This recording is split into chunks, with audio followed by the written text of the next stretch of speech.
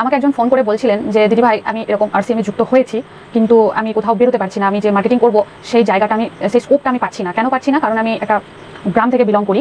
তো সেই জায়গায় দাঁড়িয়ে আমি যখনই কোনো মানুষকে বলার জন্য আমি যাচ্ছি, বা আমার পাড়ার মধ্যেই আমি যখন কাউকে কিছু বলছি বা আমি মিটিংয়ে যাচ্ছি, বাইরে বেরোচ্ছি, তখনই কিছু অসাধু চরিত্রের ব্যক্তিবর্গ, নারী পুরুষ উভয়ে, তারা আমাকে নিয়ে এমন বাজে বাজে কমেন্ট করছেন যেগুলো আমার পরে যখন কানে আসছে তখন আমার নিজের জন্য খুব রাগ হচ্ছে যে তুই নিজে খারাপ বলেই না ওরা এরকম বলতে পারছে। তো সেই জায়গা থেকেই আজকের আমার কিছু মোটিভেশনাল স্পিচ, যেটা নিয়ে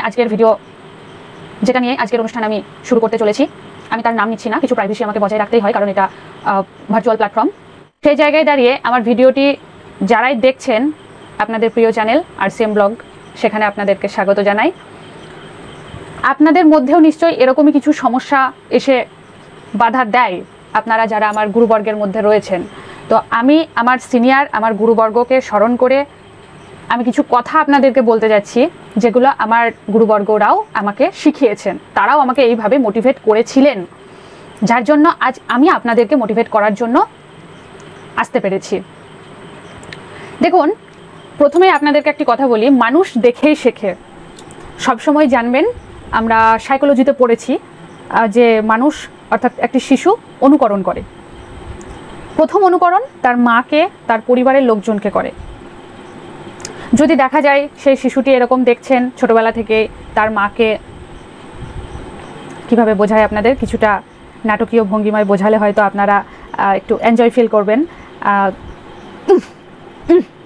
এভাবে দেখে তার মাকে, সেভাবেই বড় হবে। কোনো সন্তান যদি তার মাকে দেখে, এভাবেই বড় হবে। ইভেন তার ফ্যামিলি মেম্বার প্রত্যেকে, ভাই বোন, মা বাবা, দাদু ঠাকুমা, প্রত্যেকেই হয়তো এভাবেই দেখেন। ঝগড়া, গালাগালি, তারপর ওই যে কথায় কথায় কিছু মহান ব্যক্তিবর্গ কী করেন, তথাকথিত শিক্ষিত, তথাকথিত ধার্মিক, তথাকথিত ভদ্রলোক যারা, কথায় কথায় ঘরে দরজা দেওয়া, মানে মতের মিল হলো না, বা আমি যেটা চাইছি ডিমান্ড পূরণ হলো না, সুতরাং দাও ঘরে দরজা দাও, দিয়ে মরার ভয় দেখাও, তাহলে শ্বশুর করে স্বামী ছেলে যে যেখানে আছে সব আমার কথাই শুনবে। লিডারশিপ কোয়ালিটি বজায় রাখবো কিভাবে? ভয় দেখিয়ে। তাহলে তার সন্তানকে যদি এখন বলা হয়, লাইক ছেলে অথবা মেয়েটা কি করবে? শ্বশুরবাড়ি গিয়ে তো সেও তো তাই করবে, সেও তো কখনো মানে ভালোবাসতেই শেখেনি, সে তো ভয় দেখিয়ে অর্জন করা শিখেছে, সেও তো গিয়ে ওখানে তাই করবে না।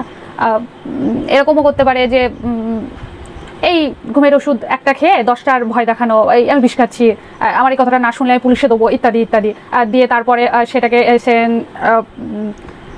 সেটাকে নিয়ে একটা বড়সড় নাটক তৈরি করে যেটা চাই, সেসব মেয়েরা সব থেকে বেশি চাইবে ভাইয়ের বাড়িতেই থাকতে, কারণ বিয়ের পর তাদের ভাইয়ের ভাতের স্বাদ বেশি লাগে। তো এতে যে গ্রাম্য ভাষায় একটা ল্যাঙ্গুয়েজ ইউজ করা হয়, সেটা আমি এখানে একদমই ইউজ করছি না, কারণ ওটা আমার কোনো আচরণের মধ্যে পড়ে না সেই সমস্ত ল্যাঙ্গুয়েজগুলো ইউজ করা। তো এরকম দেখা যায়। আর একটা জিনিস সবসময় জানবেন, একজন মোটিভেশনাল স্পিচ তখনই কেউ দিতে পারে যখন সেই ব্যক্তি তার সেলফ লাইফে এমন কিছু তিক্ত সংঘর্ষমূলক সিচুয়েশন ওভারকাম করেছে, তবেই তিনি একজন মোটিভেশনাল হিসেবে কাজ করতে পারেন, বা অন্যের জন্য অনুপ্রেরণাদায়ক কোনো বাক্য বলতে পারে। এবার প্রত্যেকের লাইফ আলাদা, প্রত্যেকের লাইফের সিচুয়েশন আলাদা, প্রত্যেকের লাইফের সিচুয়েশন অনুযায়ী প্রবলেম আলাদা, প্রবলেম অনুযায়ী সমাধান আলাদা। কিন্তু মেন মোটিভটা কি জানেন? মেন ফোকাসটা হচ্ছে আমাকে এগোতে হবে।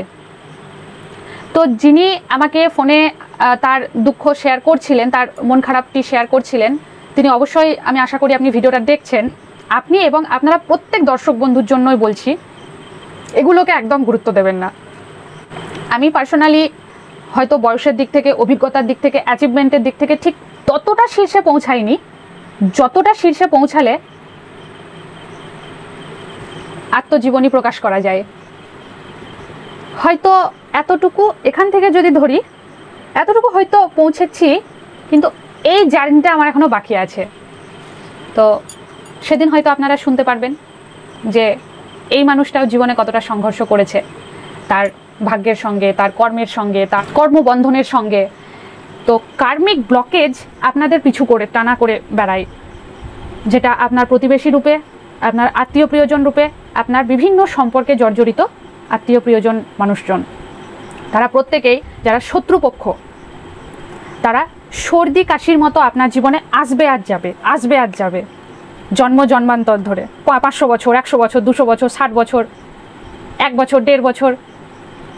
পূর্ব জন্মের কিছু কার্মিক ব্লকেজ থাকে, সেগুলো ক্লিয়ার করার জন্য তারা আসবে আর যাবে।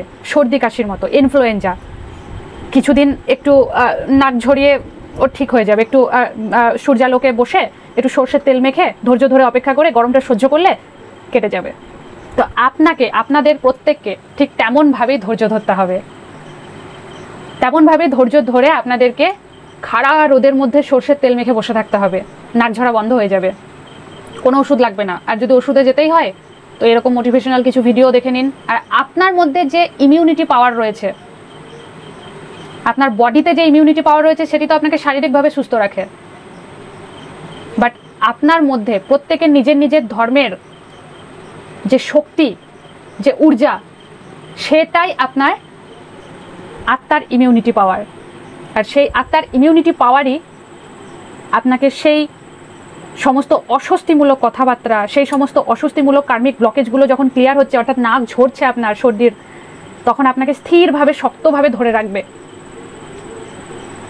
সূর্যালোক শোষণ করার জন্য সর্ষের তেল মেখে ধৈর্য ধরে আপনাকে হেল্প করবে। ক্ষমা করে দাও, ক্ষমা করে দাও তাদের। আপনি কোনো একটি ভুল করেছেন, সেটি মারাত্মক ভুল, কিন্তু একটা কথা মনে রাখবেন, সবের বিকল্প আছে। আপনার ভুল যদি শাস্ত্রীয় ব্যাখ্যায় কোনো পাপ হয়, অপরাধ হয়, তবে আপনিও পারেন সেই শাস্ত্রীয় ব্যাখ্যাকেও ভুল প্রমাণ করে দিতে, কারণ সবেরই বিকল্প আছে। না হলে ভক্ত প্রহ্লাদও জন্মাতো না, তাই না? তো ঠিক তেমনই আপনার মধ্যে যদি কোনো ভুল থাকে এবং আপনি যদি সেটাকে স্বীকার করে নেন, সেই ভুল থেকে বেরোনোর, সেই মোহ মায়া থেকে বেরোনোর আপ্রাণ প্রচেষ্টা করেন, তার জন্য আপনাকে যদি লাথি, ঝাঁটা, উক্ষ, চোখের জল, অবহেলা, লাঞ্ছনা, গঞ্জনা, অন্যায় সব কিছু সহ্য করতে হয়, করবে। সেটা তার কাছে প্রায়শ্চিত্ত স্বরূপ। ঠিক সেই মুহূর্তেই এমন কিছু ব্যক্তি থাকে যারা বুঝছে, সবই বুঝছে, যে এটা সে ভালোবেসে বিশুদ্ধভাবে প্রায়শ্চিত্ত স্বরূপ মেনে নিচ্ছে। তখন সে কি করে, কিছু কিছু ব্যক্তি, আমি সবার জন্য বলছি না, কারণ সবাই যদি এরকম হতো তাহলে সংশোধনাগার রূপী, তাহলে মানুষের জীবন সত্যি কোনোদিনও সংশোধন হওয়ার সুযোগই পেত না। তার আগেই তারা আত্মহত্যা করে চলে যেত, কারণ এত লাঞ্ছনা গঞ্জনা সবাই সহ্য করতে পারে না, করবেও না। সেই সমস্ত ব্যক্তিরা তখন কি করে, আরও বেশি দেয়, আরও বেশি দেয়, নে তুই কত নিবি নে, মজা পাই তো, মজা। কিন্তু ইউনিভার্স কখনো কারোর সাথে অন্যায় করে না। আমি যদি আপনার সঙ্গে অন্যায় করে থাকি, কোনো মোহ, কোনো মায়া, ভুলবশত, ইম্যাচুরিটির কারণে, এবং সেটি যদি আমি সংশোধন করে নিই, কারণ আমি ছাড়া সেই সংশোধন কেউ করতে পারবে না, আপনার ক্ষমতা নেই আমাকে সংশোধন করার, তাই না? আমার যখনই ভুল ভেঙে গেছে, মোহ কেটে গেছে, নিজেকে সংশোধন করতে গেছি। সেই সংশোধন করার জন্য যাবতীয় অত্যাচার, যাবতীয় লাঞ্ছনা গঞ্জনা, যাবতীয় ক্রিয়াকার্য সব করছি। তারপরে যখন আপনি আমার উপর সেই দুর্বলতার সুযোগ নিয়ে আপনার পশুত্ব পরিচয় দিচ্ছেন, আপনার বংশের পরিচয় দিচ্ছেন, আপনি কোন বংশে বিলং করেন, আপনার মা কি শিখিয়েছে, আপনার মা কি শিখিয়েছে, আপনার বাবা কি শিক্ষা দিয়ে কোন আদর্শে আপনাকে বড় করেছে, সে মুহূর্তে আমিও কিন্তু প্রমাণ পাচ্ছি। একই বাজে সিচুয়েশনে দাঁড়িয়ে আপনিও আপনার বংশের পরিচয় দিয়েছেন। আপনি কতটা অযোগ্য, অচল, পাঁক থেকে উঠে এসেছো, কুয়ো থেকে উঠে এসেছো, সেই জায়গারও আপনি পরিচয় দিয়ে দিয়েছেন, যে আপনার ফ্যামিলি বর্গের সঙ্গে সেও পরিচয় দিয়ে দিচ্ছে। তো ইউনিভার্স কখনো মেনে নেন না, এটা আপনারা প্রত্যেকে মনে রাখবেন। ইউনিভার্স কখনো অন্যায় মেনে নেন না। আজ আপনি আরসিএমের জন্য লড়াই করছেন, আজ আপনি আপনার আরসিএমকে সমাজ সেবারূপী নতুন ভারত সৃষ্টির অভিযানে নিজেকে এক পা এগিয়ে দেওয়ার জন্য আপ্রাণ প্রচেষ্টা করছেন। মানুষকে নিজে যেমন ভালো খাচ্ছেন, পড়ছেন, ভালো থাকছেন, ভালো প্রোডাক্ট ইউজ করছেন, মানুষকে বোঝানোর জন্য দাঁড়ে দাঁড়ে যাচ্ছেন। আপনাকে নিয়ে যদি কেউ অট্টহাস্য করে, আপনাকে যদি লাঞ্ছনা গঞ্জনায় আপনাকে যদি বিধ্বস্ত করে দেয়, কি করবেন? স্থির স্থির হয়ে থাকুন, নিজের লক্ষ্যে অবিচল থাকুন, গোপনে করুন। যেটা সবার সামনে গেলে হয়তো আপনাকে খারাপ বাজে কথা শুনতে হচ্ছে, যেটা আপনার খারাপ লাগছে, আর অন্য কিছু হবে না, এটা আপনার উন্নতিই হবে। আপনাকে যদি দেখে কেউ করে, আপনার তাতে উন্নতি হবে। জানেন কি এটা? এটা আমি বলছি না, গুরুবর্গ বলছে, মনীষীরা বলছে। তো সেটা বলতে দিন, কারণ তারা তার বংশ পরিচয় দিচ্ছে। তথাকথিত শিক্ষিত, ভদ্র, ধার্মিক, সৎ, চরিত্রবান এর পরিচয় দিয়ে যায় না, মুখোশধারী, সেই মুখোশটা খুলে যাচ্ছে, ভালোই তো হচ্ছে। এতে কি হবে জানেন? আপনাকে সে চিরতরে ভুলতে পারবে না। তার এবং তাদের যে মুখোশ আপনার সামনে খুলে গেছে, আপনি হয়তো সেই মুখোশটা ভুলতে পারবেন না, আর তারা আপনার সেই মুখটা ভুলতে পারবে না। কারণ আপনার মধ্যে কোনো মুখোশ নেই, আপনার প্রচেষ্টায় কোনো খাদ নেই। আপনি নিজের লক্ষ্যে এগিয়ে চলুন। RCM প্রত্যেককে সম্মান ফিরিয়ে দিয়েছে। RCM-এ আসলে প্রত্যেকে সম্মানিত হয়, কেউ অসম্মান হয় না। RCM কাউকে খালি হাতে ফেরায় না। আমাদের ইউনিভার্স যেমন কাউকে খালি হাতে ফেরায় না, RCM-ও তেমন কাউকে খালি হাতে ফেরায় না। RCM বছরের পর বছর মানুষ পেয়েছে, তারা নিজের মুখে স্বীকার করে। বহু প্রমাণ রয়েছে, আপনার আশেপাশে খোঁজ নিয়ে দেখুন। জ্যান্ত প্রমাণ তো আমি বসে আছি আপনাদের সামনে RCM ব্লগ চ্যানেলের মাধ্যমে। আমি উষা। তাই RCM কাউকে খালি হাতে ফেরায় না। আপনি একদিন বড় হবেন, শুধু চাই একটু পরিশ্রম। একটি ফুলের গাছকে যেমন পরিচর্যা করলে ঠিক একদিন ফুল দেয়, ফল দেয়, ছায়া দেয়, RCM-কেও একটু পরিচর্যা করলে RCM আপনাকে মান, সম্মান, খ্যাতি, প্রতিপত্তি, গাড়ি, বাড়ি, মানি, লাক্সারি লাইফ, ফরেন ট্রিপ সব দেবে। আর বর্তমান যুগে টাকাকে সবাই ভালোবাসে, টাকাকে ভালোবেসে ফেলে মোহ, লোভ, লালসা দ্বারা। তাই আপনাকে টাকাকে ভালোবেসে ফেললে হবে না, টাকাকে প্রয়োজন অর্থে দেখতে হবে। আমার বাবাই বলেন, আপনাদের সঙ্গে শেয়ার করেই ফেলি, অর্থের প্রয়োজন আছে, অবশ্যই আছে। অর্থ ছাড়া অনেক কিছু হয় না, কিছু হয় না নয়, অনেক কিছু হয় না। অর্থকে তোমার প্রয়োজন ভাবতে হবে, আর মনুষ্যত্বকে তোমার প্রিয়জন ভাবতে হবে। কারণ আপনার মধ্যে যদি মনুষ্যত্বটাই না থাকে, তাহলে অর্থ অর্থহীন হয়ে যাবে। আর আপনার মধ্যে যদি মনুষ্যত্ব থাকে, অর্থ অমূল্য হয়ে যাবে। অর্থ আসবে আর যাবে, মনুষ্যত্ব স্থির দাঁড়িয়ে থাকবে ধর্মকে সঙ্গে নিয়ে। কিছু কিছু মুখস্থ বিদরা বলেন, এই পক্ষ, এ পক্ষ না ও পক্ষ, আমি নিরপেক্ষ। তা নিরপেক্ষটাও তো একটা পক্ষ। কেউ কেউ বলে, দেখবেন মুখস্থ করা জ্ঞান ফোনে শুনছে, তারপর আপনার উপর ঝাড়ুন ঝাড়ছে। তো জাস্ট ইরিটেটিং পারসন। তো সেখানে আপনাকে আমি উত্তর দিই, আপনাদের মতো সেই সমস্ত ব্যক্তিদের যদি এরকম প্রশ্নের মুখোমুখি কখনো হয়ে থাকেন, তাহলে আপনাকে আমি উত্তরটি দিচ্ছি। হ্যাঁ, নিরপেক্ষটাও একটি পক্ষ। কিসের পক্ষ জানেন? সত্যের পক্ষ। নিরপেক্ষ সদা সর্বদা সত্যের পক্ষ হয়ে কথা বলে। চুরি করা অপরাধ, আমরা প্রত্যেকে জানি। আমাদের মাননীয় আদালতে সেখানে বিচার হয়। সেখানে বিচার করতে গিয়ে যে তথ্যগুলো বেরিয়ে আসে যে কোনো এক ব্যক্তি কেন চুরি করেছে, সেক্ষেত্রে তদন্তক্রিয়ায় দেখা গেছে তার চুরি করার পিছনে তার আত্মীয় প্রিয়জন অথবা কোনো একজনের জীবন জড়িয়ে রয়েছিল। সেই সমস্ত তথ্য প্রমাণ আদি বিচার করে বিচারক অনেক সময় সেই চোরটিকে মুক্ত করে দেন, কোনো সাজা তার হয় না। কারণ কি জানেন? এর কারণ হলো সাইকোলজি। সাইকোলজিক্যালি, ধার্মিকভাবে যখনই আপনি কোনো বিষয়কে চিন্তা করবেন, তখন সেই জায়গা থেকে আপনার বিচার হবে নিখুঁত বিচার। তো কোনো এক চোর যদি কোনো দোকানে গিয়ে ওষুধ চুরি করে নিয়ে এসে তার স্ত্রীকে খাওয়ায়, তার কাছে যেহেতু কোনো পয়সা নেই সেই দামি ওষুধটা নিয়ে আসার মতো, এবং দোকানদারের কাছে অনুনয় বিনয় করেও বা আরও 5 জনের কাছে অনুনয় বিনয় করেও কোনো টাকা জোগাড় করতে পারেনি যে দোকানদারকে দিয়ে ওষুধটা নিয়ে আসবে, বা দোকানদারকেও তার আর্থিক অবস্থা, তার স্ত্রীর শারীরিক অবস্থা বুঝিয়েও যখন দোকানদারও তাকে কোনো রকম কোনো হেল্প করেনি, কোনো ডাক্তারবাবু তাকে হেল্প করেনি, তখন সে বাধ্য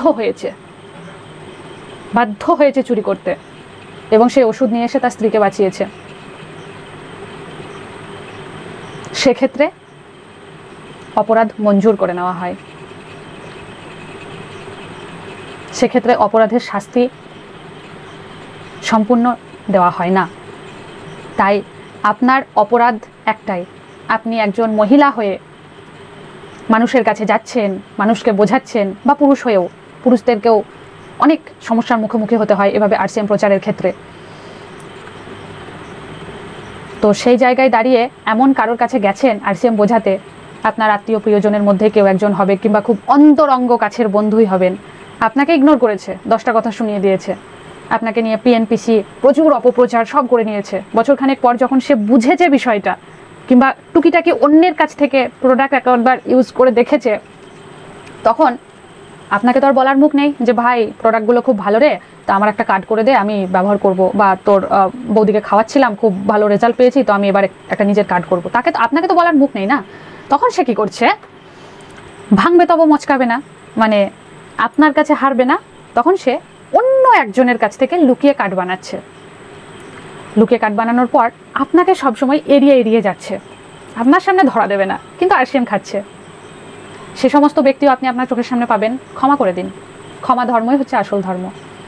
যে তথাকথিত ক্ষমা করার ক্ষমতা নেই, সে যত ভালোই মানুষ হোক তত ভালো মানুষ নয় যতটা ভালো হলে ঈশ্বর তাকে ভালোবাসবে। তাকে ওই তান্ত্রিক বাড়ি দৌড়ে বেড়াতে হবে, এই আমার রাহু খারাপ, আমার শনি খারাপ, তারপর এটা আমাকে একটু বসে এনে দাও, ওকে আমার একটু মনের মতো বানিয়ে দাও, এই তার ফ্যামিলিকেও করতে হবে, তাকেও করতে হবে। ক্ষমা করে দিন, ক্ষমার ওপরে কোনো কর্ম হয় না। ত্যাগ করে দিন, দান করে দিন। আপনার মধ্যে যে ষড়রিপু রয়েছে সেগুলোকে ত্যাগ করে দিন।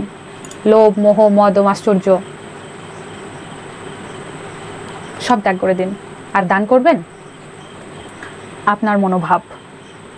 4 টাকা রোজগার করলে, 10 টাকা রোজগার করলে 1 টাকা যেন মানুষের কাজে লাগে, পশু পাখিকে সেবা দিতে কাজে লাগে, গরু বাছুরকে সেবা দিতে কাজে লাগে, কুকুরকে সেবা দিতে কাজে লাগে, দান করে দেবেন।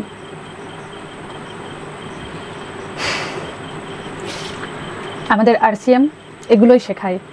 এই যে এতক্ষণ কথাগুলো আমি বলছি না, আমাদের সিস্টেম বলেন, আমাদের সিনিয়ররা বলেন, আমাকেও যিনি মোটিভেট করেছেন, যারা মোটিভেট করেছেন তারা বলেন, ঈশ্বরের আশীর্বাদ থাকলে তবে আরসিএম করা যায়।